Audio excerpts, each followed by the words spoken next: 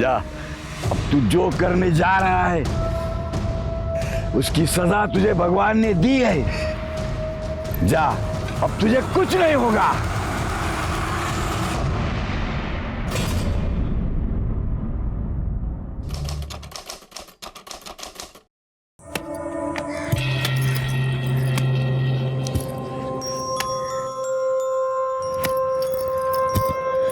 वाह, क्या मस्त कुल्हाड़ी चलाती है रे तू। ऐसे जीवा पे चला दे, फिर देख तेरे मेरे लगन को कोई रोक नहीं सकता है। मैं किसी के लिए भी कबीले की प्रथा नहीं तोड़ूंगी। ठीक है मत तोड़, लेकिन कल मैं भी जा रहा हूँ और इस बार जीवा से दुगनी लूट लाऊंगा। तू तो बस लगन की तैयारी करके रख। छोड़ गाय को, चल निकल इधर से। वारे नरिया, तू तो बड़ा हो गया रे। मेरा होने वाला साला है, इसलिए तेरे को छोड़ रहा हूं मैं। हाँ, चल जा। ताई, मैं तेरे को बोल रहा हूँ, तू भाग जा इधर से, वरना ये जीवा और भीमा तेरे को जीने नहीं देंगे। नारिया, मैं चाहेगी भी ना तो भी मैं यहाँ से नहीं भाग सकती। क्यों नहीं भाग सकती? तू डरती है क्या? और तेरे साथ मैं भी तो आऊंगा तुझे इन लोगों से बचाने के लिए।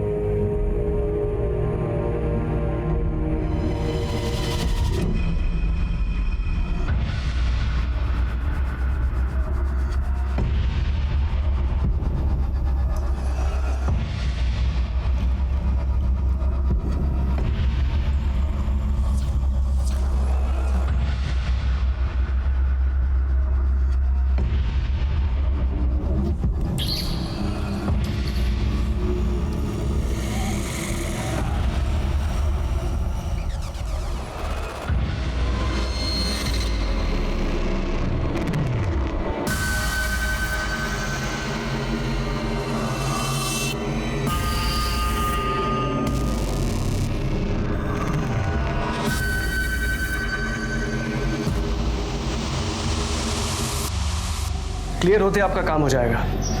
ठीक है, मैं कॉल करता हूं आपको। ओके।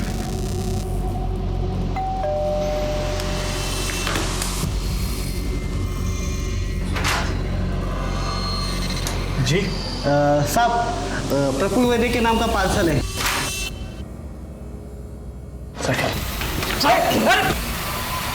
अरे कौन है आप लोग? अरे चुप! ये क्या कर रहे हो?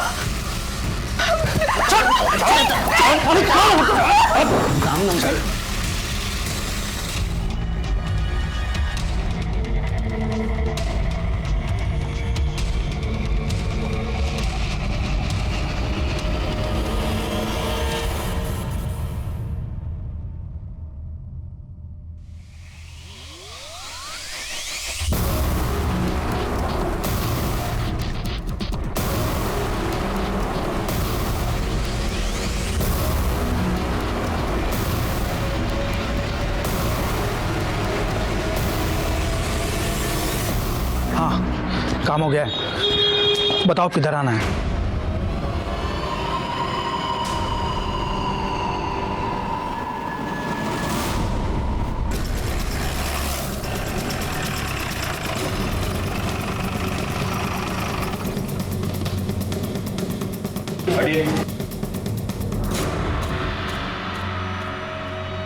सर, प्रफुल्ल वैद्य की बॉडी अंदर बेडरूम में है। ये जिसने भी किया है उसका मकसद सिर्फ चोरी नहीं हो सकता।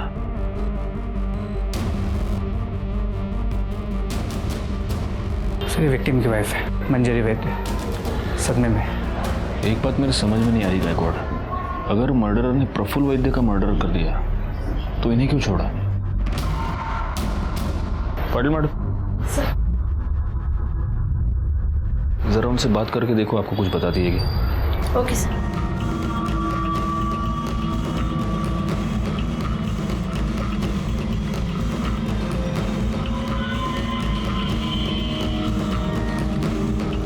सर, पूरा घर चेक किया पर मर्डर वेपन नहीं मिला।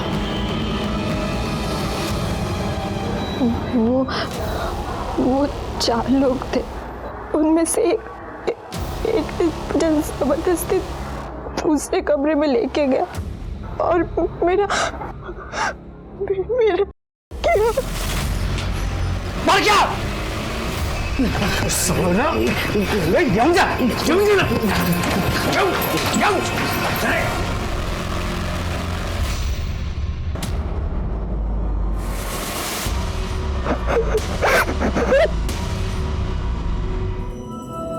पाटिल मैडम, इनको तुरंत मेडिकल चेकअप के लिए हॉस्पिटल ले जाओ। Okay sir.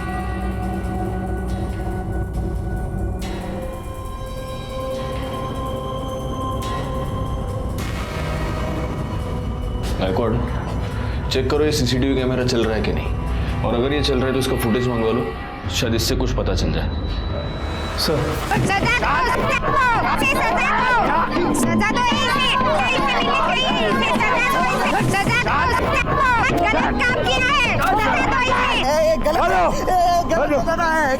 दादा, ये पापी इसने अपने कबीले की प्रथा को तोड़ा है दादा। उसे भाई वाली श्रम की है, इसको सजा मिलनी चाहिए दादा। मारो इसको, मारो मारो। अरे सब सजा मेरे को ही दोगे क्या? अरे मेरे को सजा दोगे तो इस भीमा को भी मिलनी चाहिए। अरे उसने भी उस औरत के पति को मारा है ना, तो वो भी पापी है ना। एक बार किया कुछ भी मत बोल। साला मैं नहीं मारता उसको तो वो मेरे को मार देता। मैं जो कुछ भी किया वो अपने बचाव के लिए किया। पाप ये किया है दद्दा, उस लाचार औरत पे जबरदस्ती करके।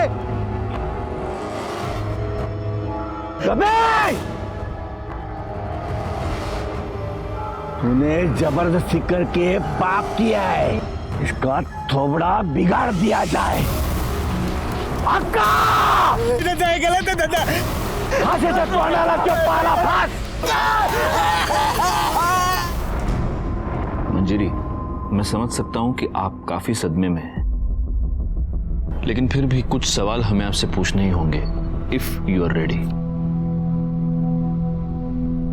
आपके पति प्रफुल्ल एग्जैक्टली क्या काम करते थे?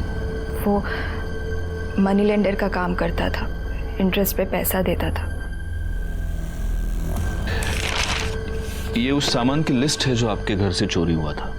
क्या आप बता सकती हैं कि इस सामान की अप्रोक्सीमेटली वैल्यू कितनी होगी? 2 लाख कैश मिलाकर कुछ 15 लाख के आसपास का सामान होगा।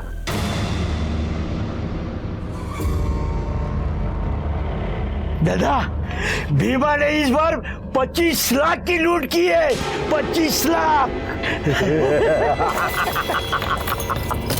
25 लाख। अरे ये तो सबसे बड़ा हाथ है किसी की हिम्मत है कोई भीमा से सबसे बड़ा हाथ मारने की?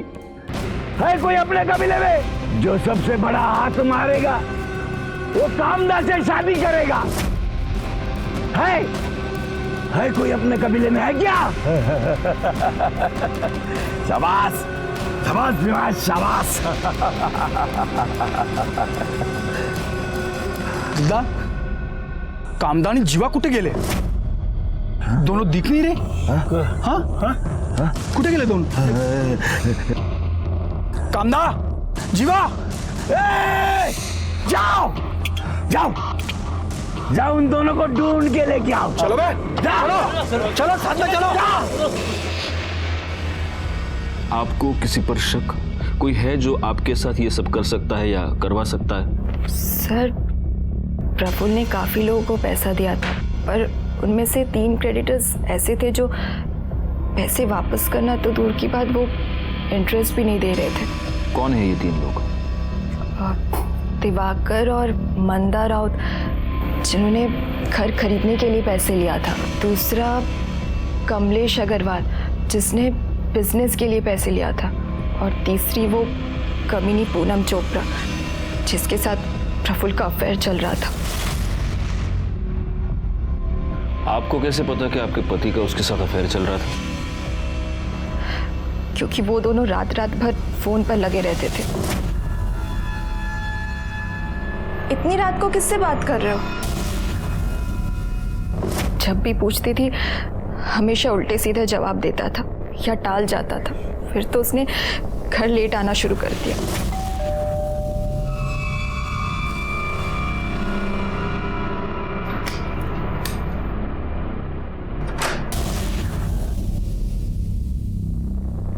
कहाँ थे तुम?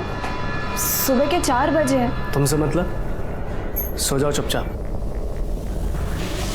उसके बाद तो उसने मुझसे सीधे मुंह बात तक करना बंद कर दिया था। ए कामदा कुठे? तिकडे देख। ए जीवा, कामदा कुठे आहे तो? ए कामदा, क्या है रे? क्यों चिल्ला रहे हो? चला। ए मांगलिया, साला कुत्रिया, क्या हुआ? बाहेर आ. क्या हुआ? कुठे? कामदा कुठे? मेरे को नहीं मालूम। साले तूच पकाया ना उसको? नहीं, तूच पकाया ना? मेरे को नहीं कुछ मालूम। अब देख, पंचायत में दद्दा तेरे को क्या सजा सुनाते हैं। चल। ए मांगलिया, कुठे तुझी मुलगी? कुठे तुझी मुलगी? अरे भीमा, मैं तेरे को बोला ना, मेरे को नहीं मालूम। साला जीवा, मेरे को हरा नहीं सका तो धोखा किया मेरे को। कबीले की प्रथा को तोड़ा। नहीं, छोड़ेगा नहीं मैं उसको, काट डालेगा मैं उसको, काट डालेगा मैं। छोड़ मेरे पापा को। मेरे पापा ने कुछ नहीं किया। वो जीवा ही ताई को भगा कर लेकर गए। इसको नहीं मालूम। काट डालेगा मैं, काट डालेगा मैं, काट डालेगा मैं, काट डालेगा मैं, काट डालेगा साले को।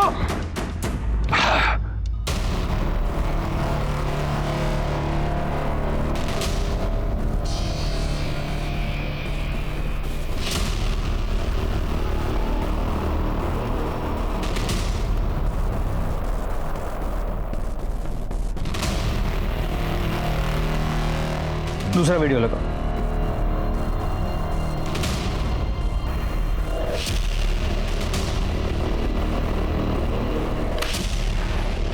सर, ये दोनों चोरियां एक ही तरीके से की गई हैं। ये मंजरी के घर पे, फिर वाशी के सेक्टर 8 में 1 महीने पहले। और इस केस में भी घर में एक औरत मौजूद थी, लेकिन उसके साथ किसी ने भी कोई बदतमीजी नहीं की। इन दोनों केसेस में चोरों का हुलिया और मोडस ऑपरेंडी अहमदनगर के पास के जंगल के आदिवासियों का है। एक बात सोचने वाली है गायकवाड़, इस पहले वाले वीडियो में जब ये लोग अंदर घुसे, इस बंदे ने जो घर में है, इसने प्रोटेस्ट करने की कोशिश की, लेकिन फिर भी इन लोगों ने उसके साथ कुछ नहीं किया। जबकि यहाँ पर मंजरी ने ये कहा था कि प्रफुल्ल ने अपने आप को सरेंडर कर दिया था, लेकिन फिर भी उसका मर्डर हो गया। यहाँ पर भी एक औरत मौजूद थी, लेकिन उसके साथ कोई बदतमीजी नहीं हुई, कोई छेड़खानी नहीं हुई, जबकि वहां पर मंजरी के साथ हुआ है। मतलब आप कहना चाहते हैं कि ये दोनों काम अलग अलग गैंग्स का है?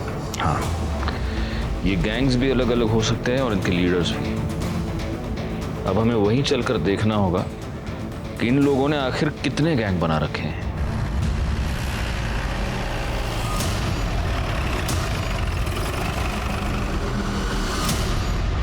राजेश जाधव, गायकवाड़, करडे। हमारे यहाँ पर नवी मुंबई और ठाणे में 2 रॉबरीज हुई हैं और सीसीटीवी फुटेज से उन रॉबर्स की पहचान हुई है। आपके यहाँ पे जो आदिवासी इलाका है वहाँ के लड़के हैं, तो वहाँ चलना होगा। तो जाइए ना, रोका किसने? जाइए, पूछताछ कीजिए। जाइए मतलब आपको हमारे साथ चलना होगा ना, आपका ज्यूरिसडिक्शन है। दादा तुम्ही परत जा, नाही होणार आहे। क्यों? आप क्यों नहीं चलेंगे साथ? दादा ये आपका मुंबई नहीं है, आदिवासी एरिया है। ये लोग बात नहीं करते, सीधा हमला कर देते। पुलिस वाले होकर इतना डरते हो? हम लोग है ना साथ में, कुछ नहीं होगा, चलो। आप तो चले जाओगे मुंबई, झेलना तो हमें पड़ेगा ना। वर्दी पहनकर ऐसी बातें करते हो, शर्म नहीं आती? हमारे पास इस केस की कोई इन्फॉर्मेशन नहीं, हम नहीं चलेंगे। सर, अब इनके बिना तो वहाँ जाने का कोई मतलब ही नहीं है, ऊपर से ऑर्डर्स लाने पड़ेंगे। बघा गायतोंडे, उन आदिवासियों के बारे में जानना हमारे लिए बहुत जरूरी है। तो उनके पास जाने की क्या जरूरत है? वो एनजीओ वाला है ना, उससे पूछताछ कीजिए। आपके वाशी में ही रहता है वो, पता नहीं इन हलकट लोगों की क्यों मदद करता है वो। क्या नाम है उसका? सर, मेरा नाम विश्वास परब है। विश्वास, अहमदनगर के आसपास ये जो आदिवासी इलाका है, उन आदिवासियों के बारे में तुम क्या क्या जानते हो? यही कि इस समाज का हिस्सा होते हुए भी इस समाज से कटे हुए हैं। उनकी प्रथा है, लूटपाट करके ही वो अपना घर चलाते हैं। एक अलग सी दुनिया है, अलग से रीति रिवाज है। अगर लूटपाट के लिए कोई जा रहा है तो पूरा कबीला उसे हल्दी लगाता है, गुलाल लगाता है और भगवान से उसकी सुरक्षा के लिए प्रार्थना करता है। ये सब हुआ उनके लाइफस्टाइल के बारे में। उनकी क्रिमिनल एक्टिविटीज के बारे में कुछ बता सकते हो? सर नहीं, क्राइम होते हुए कभी देखा नहीं, पर सुना जरूर है। क्राइम को लेके उनकी कई सारी मान्यता है। तो एडवांस में वो खुद को सजा देते हैं ताकि उनका भगवान उन्हें माफ कर पाए और निडर होकर वो क्राइम कर पाए। अब तू जो करने जा रहा है उसकी सजा तुझे भगवान ने दी है। जा, अब तुझे कुछ नहीं होगा। अगर वो शहर में लूटपाट करने के लिए जाते हैं तो किसी को जान से नहीं मारते, किसी को नहीं करते, क्योंकि वो उसे पाप समझते हैं। क्या तुम्हें इस बात की पूरी गारंटी है कि वो कभी या मर्डर नहीं करते? बिल्कुल सर, उन्होंने बनाए हुए कानून को वो स्ट्रिक्टली फॉलो करते हैं। अगर कोई बनाए हुए कानून को तोड़ने की कोशिश करता है फिर वो उसे छोड़ते नहीं। अगर गलती से भी किसी से वो बनाए हुए कानून तोड़ेंगे और वो आदमी अगर भाग गया तो वो उसे ढूंढते हैं और उसे मार डालते हैं। वैसे इनकी पढ़ाई लिखाई का क्या हाल है? बेहाल है सर। जोक्स अपार्ट, पर हम जैसे एनजीओ जाते हैं और उन्हें पढ़ाते हैं। स्कूल तो है नहीं वहाँ पे, उन्हें तो बस यही सिखाया जाता है चोरी कैसे की जाती है, लूटपाट कैसे की जाती है। इसी से तो वो सर्वाइव हो पाते हैं। और एक अजीबोगरीब प्रथा है वहाँ पे, अगर लड़की बालिग हो जाती है तो उसका स्वयंवर किया जाता है और उस लड़की को उसी से ब्याह करना पड़ता है जो सबसे ज़्यादा लूट लेके आए। ऐसा ही होता है वहाँ पे सर। थैंक यू विश्वास, अगर ज़रूरत पड़ी तो हम तुम्हें वापस बुला लेंगे। थैंक्स। इस विश्वास के बयान के मुताबिक ये आदिवासी लोग किसी का भी रेप या मर्डर नहीं करते, तो ये हो सकता है कि मंजरी ने जिन 3 सस्पेक्ट्स के नाम लिए उनमें से किसी ने ये सब करवाया हो। तो फिर पॉसिबल है किसी ने इन्हें इस काम की सुपारी दी। और हाँ सर, प्रफुल्ल के घर के बाहर जो सीसीटीवी कैमरा था जिसमें वो चोर दिखे थे, वो फुटेज हमने मंजरी को दिखाया। मंजरी ने उसमें से उस आदमी को पहचाना जिसने किया था। उस फुटेज से उसकी फोटो निकलवाओ, वो फोटो सर्कुलेट करो, वो साला जहां भी है जैसा भी है उसको उठाओ। जी सर। इसके अलावा दिवाकर और मंदा राव, हम उनके घर गए थे पूछताछ करने के लिए, लेकिन घर पे ताला था। पता चला है कि वो दोनों हनीमून के लिए गए हैं। कब गए हैं, कहाँ गए हैं, कब वापस आएंगे, किसी को नहीं पता। और वो दूसरा सस्पेक्ट क्या नाम है उसका? वो कमलेश अग्रवाल। अग्रवाल उसका क्या हुआ? सर वो राजस्थान गया हुआ है, कल लौटेगा। और वो तीसरी चोपड़ा, पूनम चोपड़ा? सर पूनम चोपड़ा का नंबर हमने प्रफुल्ल के कॉल रिकॉर्ड से निकलवाया। उसके डिटेल्स निकालो और फौरन उसके घर जाकर उसकी पूछताछ करो।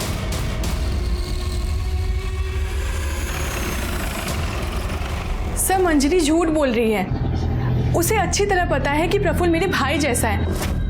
और सर अफेयर प्रफुल्ल का नहीं मंजरी का चल रहा है। मंजरी का अफेयर किसके साथ? सर ये तो नहीं पता, पर मैंने सुना है कि मंजरी का किसी के साथ अफेयर चल रहा है। मतलब आप अफवाहों की बात कर रही हैं, लेकिन हमें मंजरी ने कंफर्म बताया है कि तुमने प्रफुल्ल से लोन लिया था। अरे मैंने प्रफुल्ल से 1 रुपए तक नहीं लिए, तो लोन तो दूर की बात है। और सर मेरा बिजनेस अच्छा चल रहा है, मैंने उससे कोई पैसे नहीं लिए और उसके मर्डर में मेरा कोई हाथ नहीं है। बल्कि मुझे तो लगता है कि मंजरी ने ही उसे मरवाया है। वैसे भी जीना हराम करके रखा था प्रफुल्ल का उसने।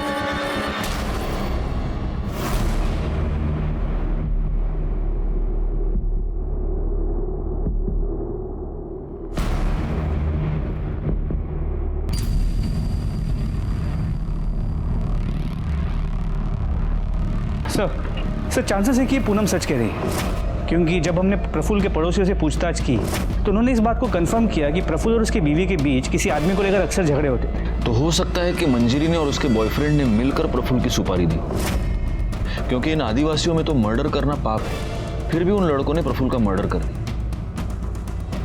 एक काम करो गायकवाड़, मंजरी के कॉल रिकॉर्ड्स निकलवाओ और उन तीनों सस्पेक्ट्स के भी कॉल रिकॉर्ड्स निकलवाओ जिनका नाम मंजरी ने लिया है। क्योंकि ऐसा है कि सिर्फ पूनम के कहने पर हम ये नहीं मान सकते कि उसका प्रफुल्ल के साथ कोई अफेयर नहीं था या उसने प्रफुल्ल से कोई पैसे नहीं लिए थे।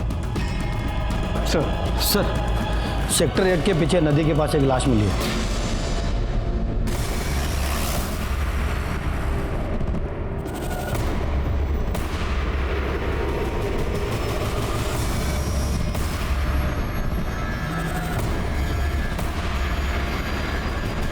सर ये तो वही आदमी जो थाने के रॉबरी केस में दिखाई दिया था। सर हमने पूरा एरिया चेक किया लेकिन कहीं भी फ़ोन, आईडी और मर्डर वेपन नहीं मिला। बॉडी को पोस्टमार्टम के लिए भेज दो। जी सर। गायकवाड़, इसकी पहचान तो हो चुकी है लेकिन इसका नाम हमें पता नहीं है। अब इसकी डिटेल्स जानने के लिए हमें उस आदिवासी कबीले में ही जाना पड़ेगा। लेकिन सर बिना लोकल पुलिस की मदद के हम वहाँ कैसे जा सकते हैं? एसपी साहब का लेटर है गायतोंडे, आपको हमारे साथ फुल कोऑपरेशन करना होगा और अगर आपने ऐसा नहीं किया तो सस्पेंड होकर आपको घर पे बैठना होगा।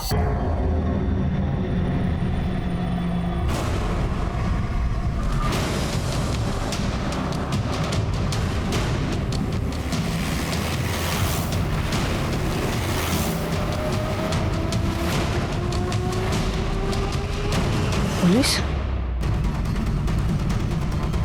दादा दादा दादा पुलिस आ रही है दादा पुलिस।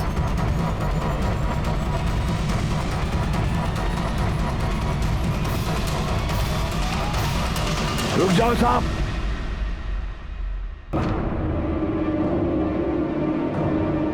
जैसे आए हो वैसे निकल जाओ, वरना तुम लोगों के लिए अच्छा नहीं होगा ये।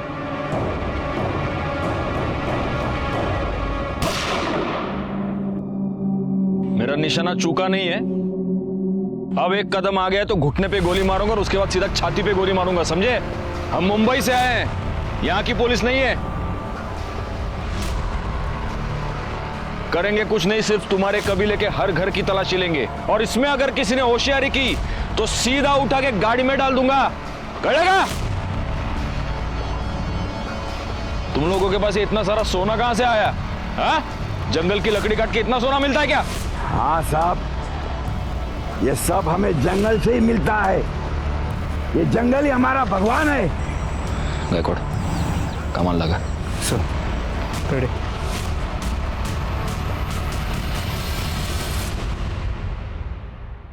हाँ?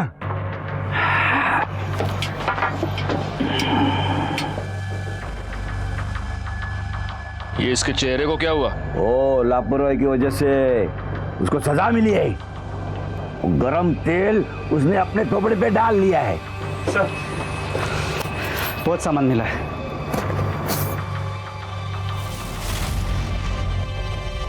मंजरी की घर से जितना सामान लूटा गया था उसके डिस्क्रिप्शन के साथ ही पूरा सामान मैच करता है।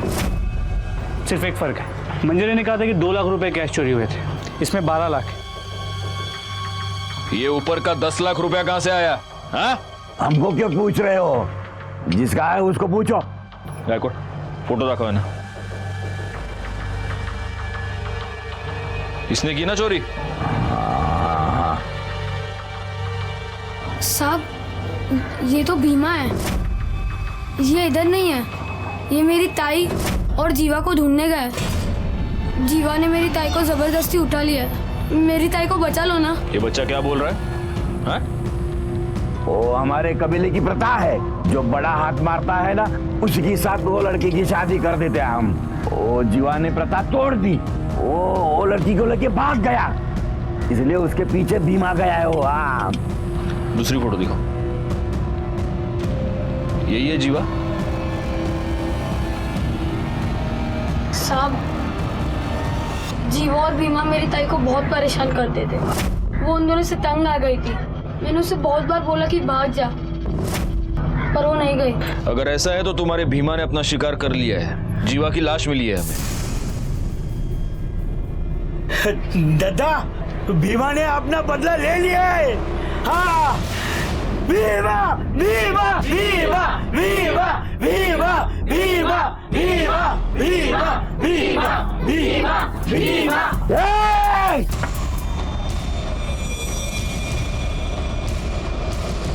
अभी आपको जो पूछना था वो पूछ लिया, इससे ज्यादा हमें कुछ पता नहीं। जाओ जाओ, यहां से जाओ।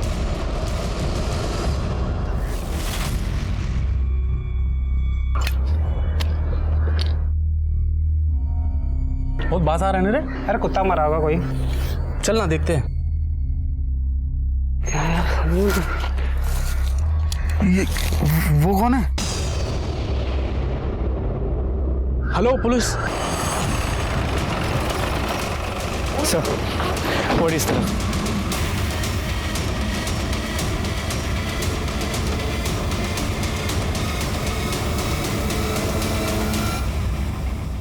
सर ये पक्का भीमा ही है। बॉडी काफी डिकम्पोज हो चुकी है, कम से कम मरे हुए 1 या 2 दिन तो हो गए होंगे। इसे भी जीवा की तरह ही मारा गया है। सर पूरा जंगल छान मारा, ना कोई मोबाइल मिला ना आईडी।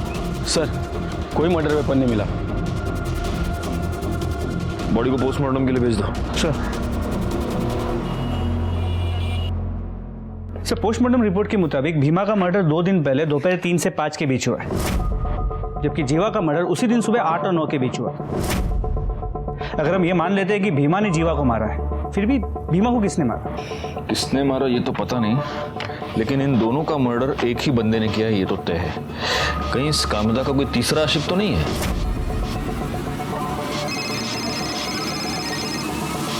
सर, कांस्टेबल वाघ। स्पीकर। बोला वाघ। नमस्ते सर, गणेश नगर से बोल रहा हूँ। आपने मंजरी वद्दी केस में इसका जो हुलिया बताया था वैसा एक लड़का इधर रहने को आया है। हाँ सर, कल ही वो रूम उसने भाड़े से लिया है। सर उसका चेहरा पहचानने में नहीं आ रहा, शायद जल गया है इसलिए। वाघ, उठा लो उसको। साहब, आपने दुष्कर्म किया साहब, लेकिन इसके लिए उसको दूसरे कमरे में नहीं लेके गए साहब। मैंने उसको दूसरे कमरे में ढकला तो उसका सर दीवार पे टकरा गया और बेहोश हो गई, और मैं अपने आप को रोक नहीं पाया और उसकी बेहोशी का फायदा उठाया साहब। अगर तूने उसका किया तो मेडिकल रिपोर्ट में आया कैसे नहीं? कैसे आता साहब? मैं कुछ करने से पहले ही मर गया।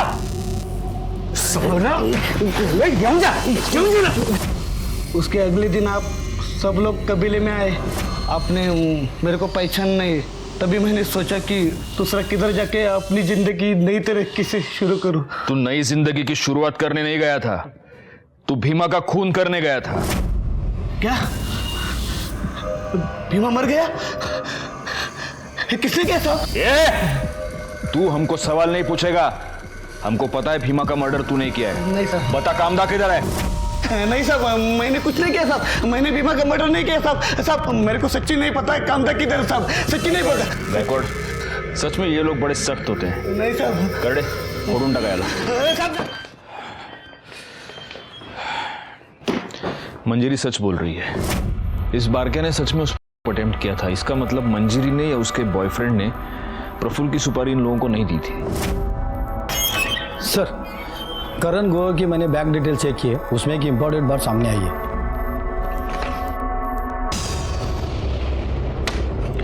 गायकवाड़, मंजरी और करण दोनों को बुलाओ। सर, हम मानते हैं कि हम प्रफुल्ल से पीछा छुड़वाना चाहते थे, लेकिन उसके लिए उसका मर्डर नहीं करवा सकते। करवा सकते नहीं ग्रोवर, तुमने मर्डर करवा दिया और इस बात का सबूत है हमारे पास। 10 मार्च को आपने आपके बैंक अकाउंट से 12 लाख रुपए विड्रॉ किए, जिसमें से 10 लाख रुपए तुमने प्रफुल्ल की सुपारी के तौर पर दिए। सर, ये 12 लाख रुपए हमने प्रफुल्ल का मर्डर करवाने के लिए नहीं निकाले थे, प्रॉपर्टी का डाउन पेमेंट देने के लिए निकलवाए थे। अच्छा जी। और अब आप ये भी कहेंगे कि वो पेमेंट मैंने कैश में कर दी, इसलिए उसकी कोई रिसीट मेरे पास नहीं है। सर, करण सच बोल रहा है। हम कॉलेज टाइम से एक दूसरे से प्यार करते और साथ आना चाहते, पर हम उसके लिए किसी की जान नहीं ले सकते सर। आप कॉलेज टाइम से इससे प्यार करती हैं, तो शादी प्रफुल्ल से क्यों की? क्योंकि पापा ने ज़बरदस्ती करवाई थी। करण हमारी कास्ट का नहीं है और पापा इंटरकास्ट मैरिज के अगेंस्ट थे। जी सर। और फिर पता चला कि ये अपनी शादी से खुश नहीं। कैसे खुश होती? प्रफुल्ल मुझे अपनी बीवी नहीं नौकर समझता था, जो उसका घर संभालती है। प्रफुल्ल को हमारे बारे में पता चल गया और वो करण को लेकर मुझसे झगड़ा करता रहा, पर वो मुझे डिवोर्स भी नहीं देना चाहता था। बहुत इंटरेस्टिंग लव स्टोरी है तुम दोनों की, लेकिन जब तक ये केस सॉल्व नहीं हो जाता, तुम दोनों इस केस में हमारे लिए प्राइम सस्पेक्ट्स हो और इसीलिए शहर छोड़कर बाहर नहीं जा सकते, समझे? जी सर। सर, भीमा के कॉल रिकॉर्ड के मुताबिक मंजरी या करण, इन दोनों में से कोई भी उसके टच में नहीं था। और ये जो बाकी के 3 सस्पेक्ट्स हैं वो? सर, उनका हम पता कर रहे हैं। अच्छा, वो राउत कपल का हनीमून खत्म हुआ कि नहीं हुआ? नहीं सर, वो दोनों अब तक वापस नहीं आए हैं और दोनों का फोन भी स्विच ऑफ है। ये कौन सा हनीमून है?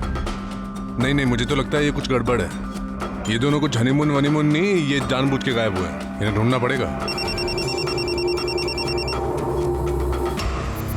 हाँ, विश्वास? सर, मुझे अभी कांता का फोन आया था।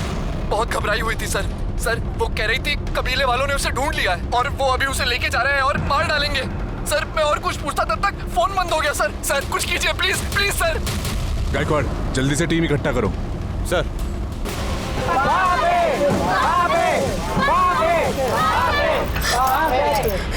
कामदा, तूने जीवाजी के साथ भागकर अपने कबीले की प्रथा तोड़ी है। इसकी सजा इसे मिलेगी, जरूर मिलेगी, ताकि कबीले का कोई दूसरा भाग न सके। गायतोंडे, अपनी टीम लेकर तुम साटेना का पहुंचो, हम वहां पे मिलते हैं। हमें किसी भी हालत में कामदा को बचाना होगा। छोड़ दो मेरी ताई को। इसने कबीले की प्रथा तोड़ी है, इसको सजा मिलनी चाहिए। चुप चुप चुप।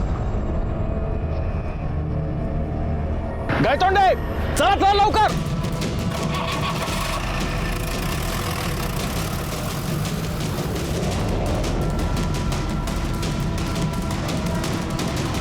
इसका चेहरा ही नहीं, पूरा शरीर बिगाड़ दिया जाएगा ताकि अपने कबीले का कोई भी लड़का इसी सुंदरता की चक्कर में ना पड़े।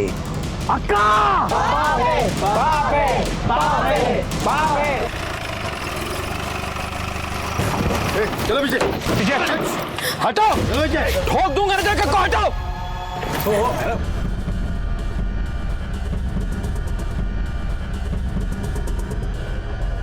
पाटिल भाई सोडवा दिला लवकर, बिठा उसको गाड़ी में। कामदा, तू ये मत समझना कि तू बच गई है। तुम्हें कहां से भी हम उठा के लेके आएंगे ताकि तूने किए की सजा तुझे।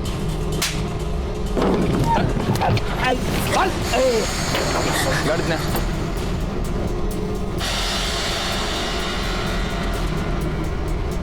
चले चला चल।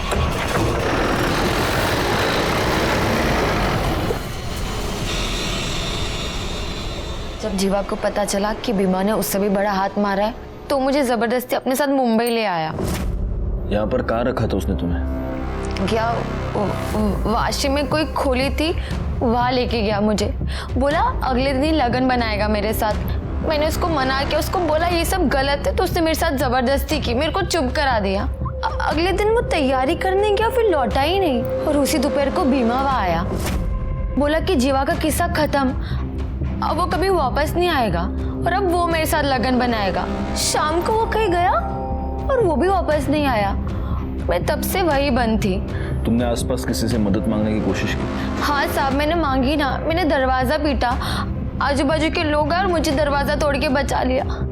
तुमने पुलिस को फोन क्यों नहीं किया? साहब मैं डर गई थी, मुझे कुछ समझ में नहीं आ रहा था कि मैं क्या करूँ, किसके पास जाऊँ। मैं एनजीओ वाले साहब के पास गई, लेकिन कबीले वाले आके मुझे वहां से पकड़ लिया और अपने साथ ले गए, जहाँ से आप लोगों ने आके मुझे बचा लिया। साहब आपका बहुत मेहरबानी, आप सबका मेहरबानी। लेकिन दद्दा और वो भीमा मेरे को नहीं छोड़ेंगे, आप मुझे वहां पे वापस मत भेजना। देखो, भीमा और जीवा दोनों मर चुके हैं और रहा सवाल तुम्हारे दद्दा का, तो उसकी उतनी हिम्मत नहीं कि वो यहाँ पर आए और तुम्हें कुछ करे। इसलिए यहाँ पर तुम बिल्कुल सुरक्षित हो, कोई टेंशन मत लो। पाटिल भाई, इसको बाहर लेकर जाओ, चाय पानी पिलाओ। वड़ा पाव खाओगी? जाओ।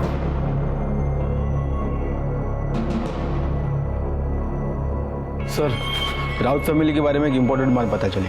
इन लोगों ने भी रॉबरी के एक दिन पहले अकाउंट से 10 लाख रुपए निकाले थे सर, लेकिन उन दोनों के फ़ोन अभी भी ऑफ है। तो हो सकता है कि प्रफुल्ल के मर्डर के साथ इनका भी कोई संबंध हो और इसीलिए अपना फ़ोन स्विच ऑफ करके अपने ही घर में छुप कर बैठे हो।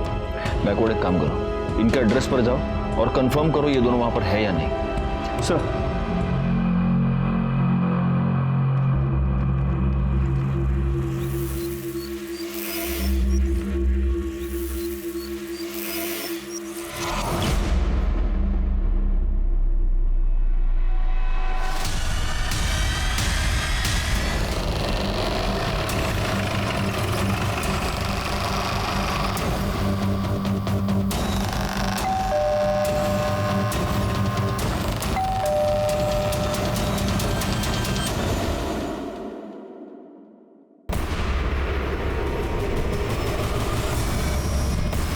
करड़े सर, दरवाजा तोड़ा।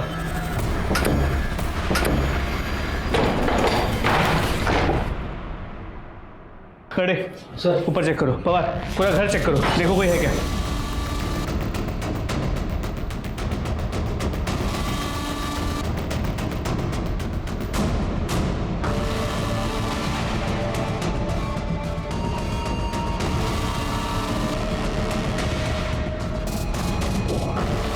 सर कोई नहीं है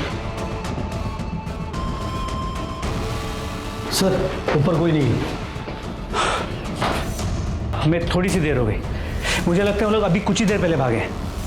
एक काम करो, पूरा घर अच्छे से वापस चेक करो, देखो कुछ एविडेंस मिलता है क्या। सर जल्दी। उस दिन हम दिवाकर और मंदा राउत तक पहुंचने में थोड़े से लेट हो गए, लेकिन उनके घर से हमें कुछ ऐसे अहम सबूत मिले जिनकी वजह से प्रफुल्ल के मर्डर केस को सॉल्व करने की हमारी उम्मीदें बढ़ गई। चली गई? ऐसे कैसे चली गई? पाटिल मैडम, मैंने आपको बोला था उस पर नजर रखने के लिए। सर मैंने उसको इधर ही बिठा के रखा था और स्टोर रूम में गई थी मैं फाइल लाने, वापस आके देखा तो वो इधर नहीं थी। ठीक है, चलो चलो सीसीटीवी फुटेज चेक करते हैं। एक मिनट, ये कौन है?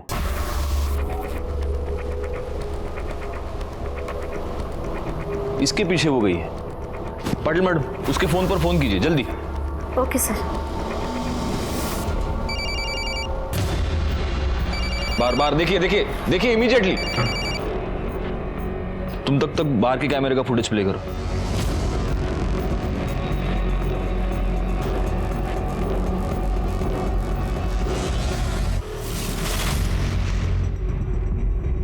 सर ये कामदा का फोन बाहर ही पड़ा था।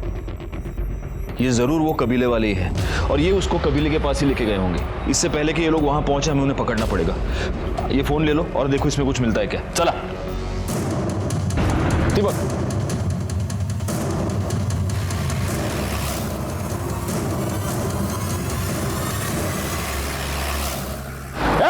रुक!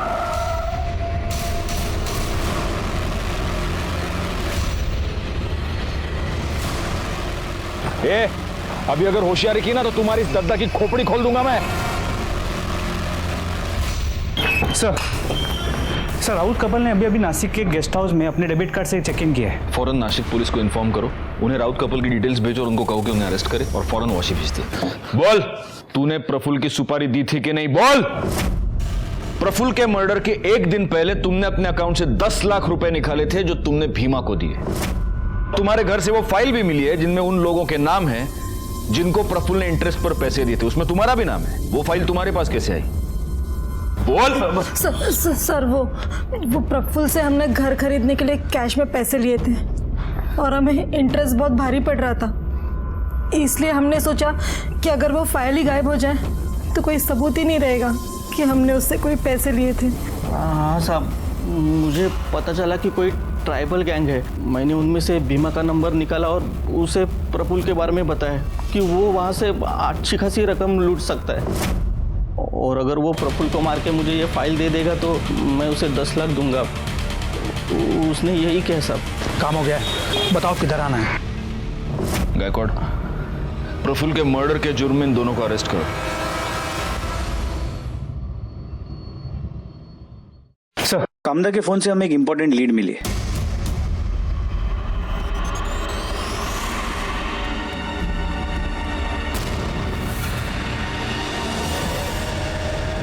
सर, मैं कामदा और मैं एक दूसरे से बहुत प्यार करते हैं सर। कबीले में जब मैं पढ़ाने जाता था तब हमें एक दूसरे से प्यार हो गया। तुम दोनों साथ रहना चाहते थे, लेकिन उसके लिए तुम्हें कामदा को उस कबीले से निकालना पड़ता, जो तुम्हारे लिए तो पॉसिबल नहीं था। तो तुमने जीवा और भीमा को यूज किया और उन दोनों को मार दिया। नहीं सर, मैंने किसी को नहीं मारा है। आपको कोई झूठ बोल रहा है सर। ये जब 13 मार्च को मेरे घर पे आई अचानक तो अरे कामदा, तुम अचानक से क्या हुआ? वो सब मैं बाद में बताती हूँ। अभी हमें यहाँ से भागना होगा, तुम चलो अभी। भागना होगा? क्या बोल रही हो तुम?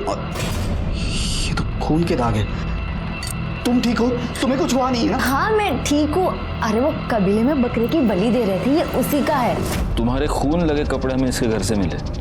उनको हम टेस्टिंग के लिए भेज देंगे तो हमें पता चल ही जाएगा कि उस पे जो खून लगा है वो बकरे का है या जीवा और भीमा का।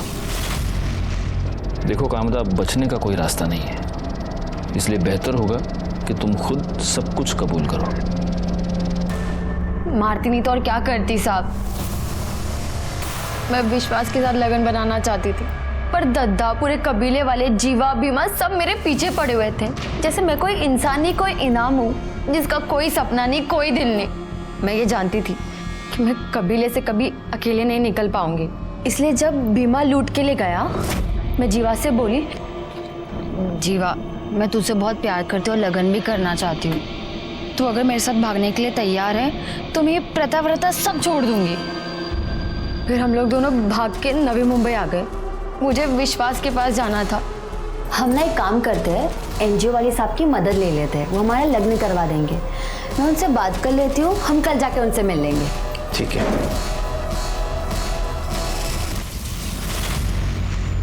फिर मैंने बीमा को जीवा के फ़ोन से कॉल करके बोला, हेलो। मैं बहुत मुश्किल से जान बचा के निकली है। जीवा ने मुझे पकड़ लिया था। फिर मैं बीमा को किसी सुनसान जगह पर बुलाई ताकि कोई हम दोनों को देख ना सके। कामदा, जीवा और भीमा के मर्डर के जुर्म में मैं तुम्हें अरेस्ट करता हूँ।